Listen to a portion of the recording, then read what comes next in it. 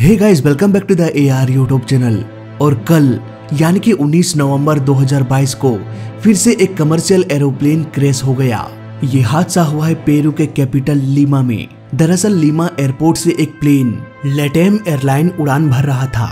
अचानक truck runway के बीचों बीच आ जाने से पायलट भी कुछ नहीं कर पाया और एक तेज धमाके के साथ आग लग गई। प्लेन फिसलते हुए रनवे पर रगड़ खाने लगा और फाइनली कुछ दूर आगे जाकर रुक गया। बताया जा रहा है कि सभी यात्री जिंदा बच गए, लेकिन उस ट्रक में बैठे 2 लोगों की मौत हो गई। प्लेन में सवार 108 लोगों में से 24 लोग घायल हो चुके हैं। इन सभी को ट्रीटमेंट के लिए हॉस्पिटल भेज दिया गया है। नाउ इंटरनेट में इस घटना के बारे में बहुत सारे वीडियोस मौजूद है, तो आइए इन वीडियोस की मदद से इस केस को और भी गहराई से समझते हैं। सो गाइस, वीडियो में देख सकते हैं यहाँ पर मल्टीपल ट्रक्स रनवे के साइड से होकर गुजर रहे थे और उसके ऑपोजिट डायरेक्शन से लेटेम एयरलाइन टेक ऑफ के लिए आगे बढ़ता है। उसी वक्त एक ट्रक रनवे को क्रॉस करने की कोशिश कर रहा था। तभी शायद ड्राइवर ने देखा होगा कि रनवे पर तेजी से एक प्लेन आ रहा है। यहाँ पर उसने प्लेन को मोड़ने की भी कोशिश किया, पर कोई फायदा हुआ नहीं। दोनों की टक्कर हो गई। प्लेन लेफ्ट साइड में थोड़ा सा टिल्ट हो गया। इससे ये साफ हो जाता है कि वो ट्रक प्लेन के व्हील के नीचे आ गया होगा। तुरंत ही राइट साइड में आग लग गई। यहाँ पर आप इंजन के बीचों बीच डार्क लाइन देख रहे होंगे। दरअसल ये रिवर्स थ्रस्ट है। ये बेसिकली एक ब्रेकिंग सिस्टम है। इस रिवर्स थ्रस्ट की मदद से इंजन के प्रेशराइज्ड गैस को आगे की ओर धकेल दिया जाता है। इससे प्लेन को रुकने में थोड़ी आसानी होती है। कोलिजन के तुरंत बाद पायलट ने इस रिवर्स थ्रस्ट को ऑन कर दिया होगा।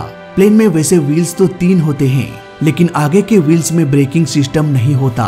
प्लेन में जो डिस्क ब्रेक लगा होता है वो पीछे के दोनों पहियों में लगा होता है, जिसमें से एक व्हील तो कोलैप्स हो गया। ऐसे कंडीशंस में प्लेन को रोकने में भी थोड़ी मुश्किलें हो सकती है।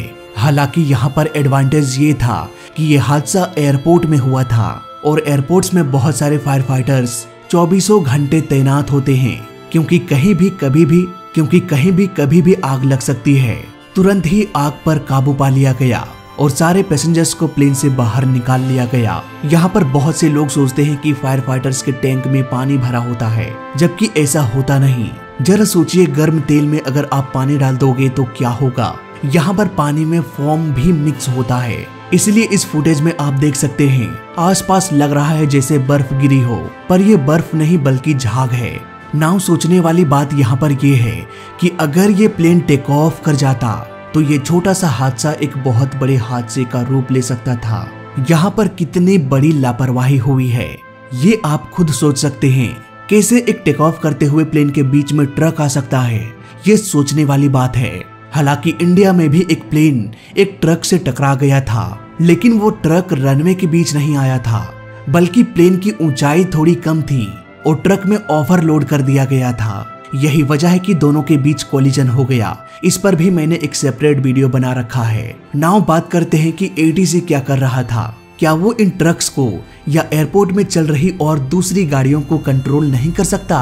दोस्तों, एयरपोर्ट्स में SMR यानी कि सरफेस मूवमेंट रडार लगा होता है। इस सरफेस मूवमेंट रडार का ये काम होता है कि एयरपोर्ट के किसी भी हिस्से में कोई भी प्लेन हो तो उसको डिस्प्ले में ATC को दिखाना, चाहे विजिबिलिटी कितनी भी खराब क्यों ना हो, सामने घना कोहरा भी क्यों ना हो, ATC साफ साफ रडार के जरिए प्लेन को देख सकते हैं। लेकिन समय के साथ साथ इसमें भी समस्या होने लगी, क्योंकि एयरपोर्ट में बहुत सारी छोटी छोटी गाड़ियां भी चलती है, ट्रक्स चलते हैं। इन सभी गाड़ियों को भी ट्रैक करना जरूरी होता है, क्योंकि हो सकता है अनजाने से कोई ट्रक रनवे के बीचों बीच आ जाए। इन सब समस्याओं को देखते हुए advance surface movement guidance and control system को लॉन्च किया गया। इस रडार सिस्टम के आ जाने के बाद एयरपोर्ट के चारों ओर जो भी गाड़ियां मूव कर रही है उसे आसानी से ATC ट्रैक कर सकता है और उन्हें गाइड कर सकता है कि आपको इस तरफ नहीं जाना है, उस तरफ नहीं जाना है, आपका डायरेक्शन इस ओर है।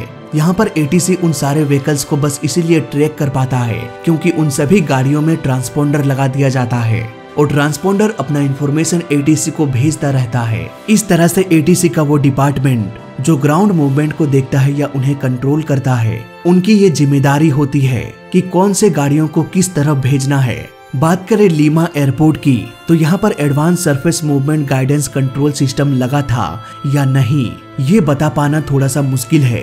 गलती किसकी थी, ट्रक वाले की या ग्राउंड मूवमेंट एटीसी की या फिर प्लेन के पायलट की, ये सब कुछ इन्वेस्टिगेशन का विषय है। इसकी पूरी कहानी को जानने के लिए हमें इन्वेस्टिगेशन का इंतजार करना पड़ेगा। तो फिलहाल इस छोटे से वीडियो में अभी तक के लिए बस इतना ही।